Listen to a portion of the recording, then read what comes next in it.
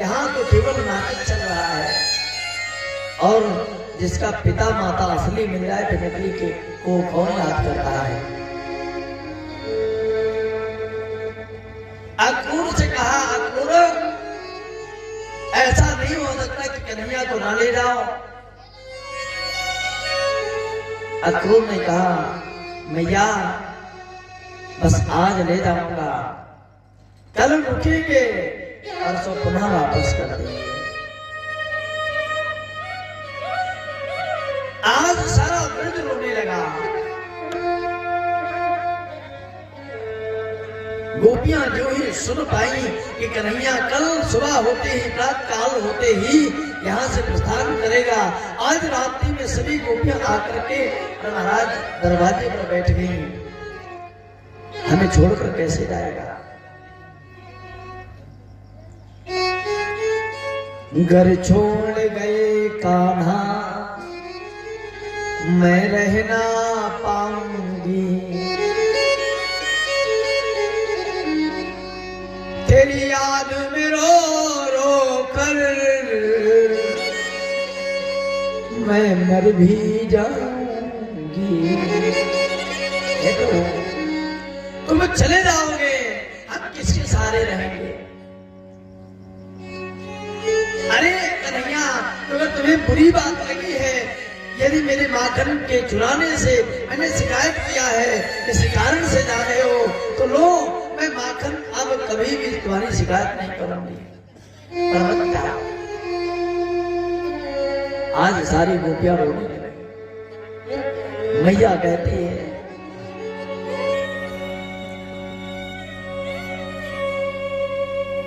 अक्रूर, तुम्हारा नाम तो अक्रूर है, जैसा नाम है महाराज वैसा ही गुण है। अरे तुम एक माँ से एक बेटे को अलग कर रहे हो, तुमको शर्म नहीं आती। अक्रूर ने कहा, मेरा तो काम है, मैं अपना काम कर रहा हूं। सुबह हुई महाराज, और सुबह होते ही भगवान तैयार हो गए, रथ बाहर निकाला। आज सारी गोपियां बैठी हैं, कन्हैया मत जाओ मत जाओ। भगवान कहते हैं, गोपियों चिंता मत करो, आज जाऊंगा, कल रुकूंगा, परसों पुनः आपके यहाँ आ जाऊंगा। भगवान एक ही बात कहते हैं, गोपियों मैंने कभी शहर नहीं देखा है, मेरा भी मन करता है मैं शहर देखूं। मैंने सुना है बड़े ऊंचे ऊंचे महल बने होते हैं शहरों में, मेरा भी मन है देखने का। गोपियां कहती कि अगर तुम्हें जाना है तो हमारे ऊपर से रथ को निकाल दीजिए, हमें मार करके तब जाओ, कम से कम इस ब्रज में कोई आपको याद करने वाला तो नहीं रहेगा।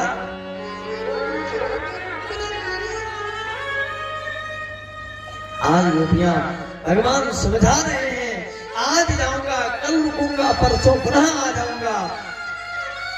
और इतना करके आज मैया सोच जान गई कि कन्हैया नहीं रुकेगा। आज मैया ने तैयारियां की, मक्खन की मटकियों को लेकर के रथ में भर दिया। और अक्रूर से कहा, अक्रूर मेरा लाला थोड़ा संकोच करता है, यदि भूखा भी हो तो भी नहीं कहता, एक काम करना, बार बार कन्हैया को पूछ करके उसे माखन खिला देना।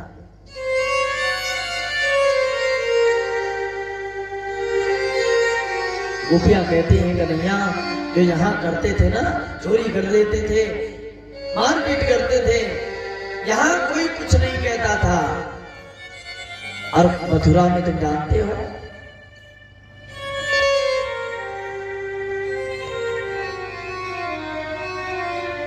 अनंत माखन तो मिलेगा नहीं। माखन की चोरी तुम मथुरा में न कर पाओगे, माखन जो मिला तो भी तुम लूट न पाओगे। क्यों? तुम बिन मोहन हम यहाँ रह ना पाएंगे, कंस कहे कारागार। महाराज महाराज अगर माखन मिला भी तो लूट नहीं पाओगे, और लूट भी लिया तो कंस कारागृह में बंद कर देगा। भगवान बहुत समझाते हैं, समझा करके रथ पर बैठे। नंद बाबा भी साथ में हैं, सारे गोप भी साथ में चल पड़े हैं। गोपियों को समझाया, चिंता मत करो, आज जाऊंगा, कल रुकूंगा, परसों पुनः वापस आ जाऊंगा। रथ आगे बढ़ा, मैया मूर्छित होकर गिर पड़ी। कन्हैया रुक जाओ, मत जाओ। भगवान नहीं रुके। आज धीरे धीरे धीरे धीरे रथ और आगे बढ़ा। रथ बढ़ता जा रहा है, मैया की सांसें रुक रही हैं। जब तक भगवान का रथ दिखा तब तक मैया चिल्लाती रही, तड़पती रही। जो ही रथ दिखना बंद हो गया, मैया बैठ गई और बैठ करके अपने आंचल को संभाल कर गोद में रखा और थपकी देने लगी। गोपी चिल्ला रही थी, अरे गोपी शांत हो जाओ, मेरा लाला जाग जाएगा। गोपियों ने कहा मैया पागल हो गई है, मैया पागल हो गई है। मैया को उठाया, आंगन में लेकर के गई है। सुखदेव जी महाराज के थे राजन। इधर भगवान बढ़ते बढ़ते धीरे धीरे यमुना के पुरन मथुरा के किनारे पहुंचे। वहां पर अक्रूर जी महाराज को भ्रम हो गया, ये कैसा भगवान है जो एक षड्यंत्र को नहीं जानता है। भगवान 4 बजे के समय स्नान कर रहे थे यमुना जी में। भगवान ने जल थल का भेद बता दिया। भगवान जब रथ पर बैठे थे, वो स्नान कर रहे थे, तो यमुना के अंदर जब डुबकी लगाई तो भगवान दिखाई पड़े, और फिर बाहर देखा तो भी भगवान दिखाई पड़े। मैंने भगवान बता रहे हैं कि हरि व्यापक सर्वत्र। सुखदेव जी महाराज के थे राजन। आज वृंदावन से मथुरा भगवान पहुंचे। अब भैया कंस का वध होना चाहिए, नहीं होना चाहिए? लिबा के बिहारी लाल के जय। आज भगवान मथुरा पहुंचे।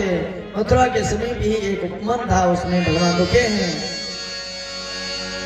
रात्रि हो गई, रात्रि में विश्राम किया। सुबह हुई, सुबह स्नान ध्यान करके बढ़िया चंदन वंदन लगा के अब मामा के यहाँ कोई जाए उत्पात न करे, ऐसा होता है। हाँ, ननिहाल में जब बच्चा पहुंच जाता उसकी ताकत 2 गुनी हो जाती। न नाना डांटेगा, न नानी डांटेगी, न मामा डांटेगा, न मामी डांटेगी। इसलिए कहा 2 गुनी ताकत हो जाती है। अब भगवान पहुंच गए कहा मामा के यहाँ। भले कोई बात नहीं, कसाई था। अब भगवान जब वहां पहुंचे तो भगवान ने कहा पहला हिसाब किताब किससे करना है?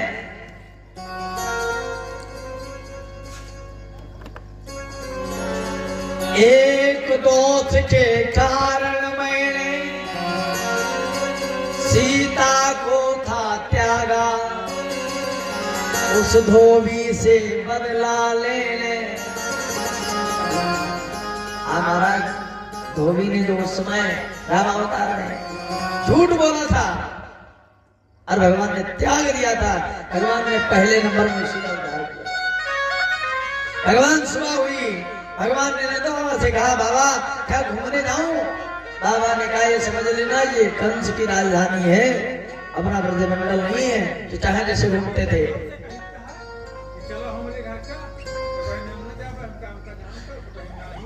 बोली बाकी बिहारी लाल की। अरे थोड़ा भैया पीछे वाले थोड़ा आराम से बोलिए। अच्छा चलो ठीक है, मेल मिलाप जरूरी है। बोले वृंदावन बिहारी लाल की जय हो। आज भगवान ने क्या किया? जब आदेश मिला भगवान निकल पड़े और पहुंच गए कहा? यमुना के किनारे रहा, धोबी कपड़े धोता है ना, धोबी घाट। अब भैया वही धोबी आज कपड़े धो रहा है कंस के। भगवान ने जोर से आवाज लगाई, अरे मामा राम राम। देवी कहा मामा राम राम। अब अच्छा बिहार में जाओ तो मामा नाना दो ही लगते ज्यादातर। तो कहा मामा राम राम। अब उसने दोनों तो देखा कौन मामा, किसका मामा। तो कहा आप भैया कौन? बोले हम कृष्ण है वृंदावन वाले। ओ कंस मामा उनके भांजे। बोले अच्छा अच्छा अच्छा अच्छा, राम राम राम राम। अब जब राम राम किया तो भगवान ने कहा मामा एक काम करोगे, बताओ ये जो कपड़े बढ़िया बढ़िया सुंदर सुंदर हैं ये हमें दे दो, हम पहन ले, क्योंकि ननिहाल में थोड़ा गद्दे पहन के चलो अच्छा नहीं लगता है। तो उसने एक बात बहुत सुंदर कही, अरे तुम अनपढ़ लोग गंवार लोग ये कपड़े पहनने के लायक हो गया? तुम्हारी औकात नहीं है इनको देखने की, तुम पहनने की बात कर रहे हो। अब भगवान ने कहा याद कर लो, अरे तब मैं मर्यादा में था इसलिए मैंने छोड़ दिया था, आज लाख पूरा हो जाएगा। मामा कपड़े तो लेके ही रहूंगा।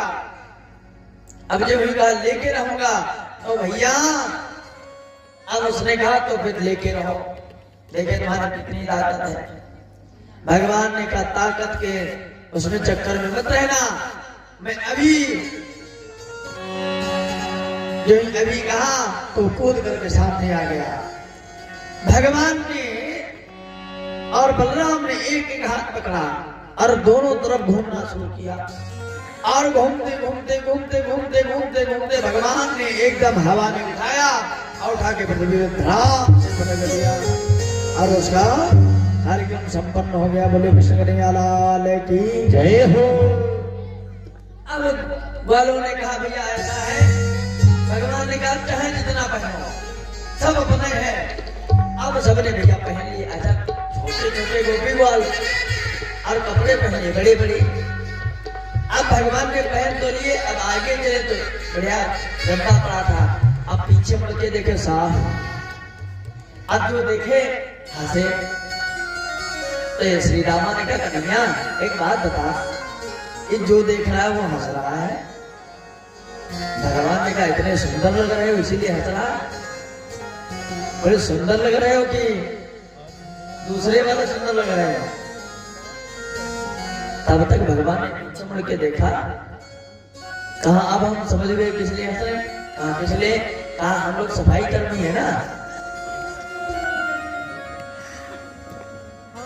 बलराम जी ने कहा कपड़े इतने लंबे लंबे पहने हो तो सफाई कर्मी तो हो ही जाओगे, इसलिए चलो कहीं ठीक ठाक कराए।